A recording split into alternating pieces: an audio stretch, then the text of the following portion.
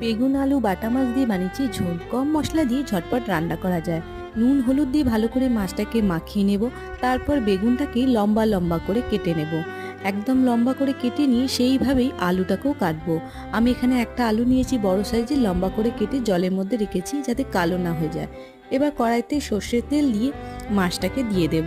মাছের এক পিঠটা ভাজা হয়ে গেলে অপর পিঠটা ভেজে নিয়ে তুলে নেব। এইভাবে গোটা মাছটাকে ভেজে নিয়ে নিলাম। এবার ওই তেলেই বড়ি ভেজে নেব, বড়িও তুলে নিলাম। তারপরে বেগুনটাকে হলুদ দিয়ে ভেজে নেব, নুন দেব না, নুন দিলে তাহলে তাড়াতাড়ি সেদ্ধ হয়ে যাবে। এবার তেলেতে কাঁচা লঙ্কা, কালো জিরে ফোড়ন, আলুটা দিয়ে অল্প নুন হলুদ দিয়ে একটু ভেজে নেব। তারপর লঙ্কা গুঁড়ো, ধনে গুঁড়ো দিয়ে পরিমাণ মতন জল দিয়ে ঢাকা দিয়ে রেখে দেবো। আলু সেদ্ধ হয়ে গেলে বেগুন দিয়ে দেবো, তার উপরে ভাজা মাছটা দিয়ে 2 মিনিটের মতন রেখে দিয়েই ওপর থেকে বড়ি দিয়ে তৈরি হয়ে যাবে বাটা মাছের ঝোল।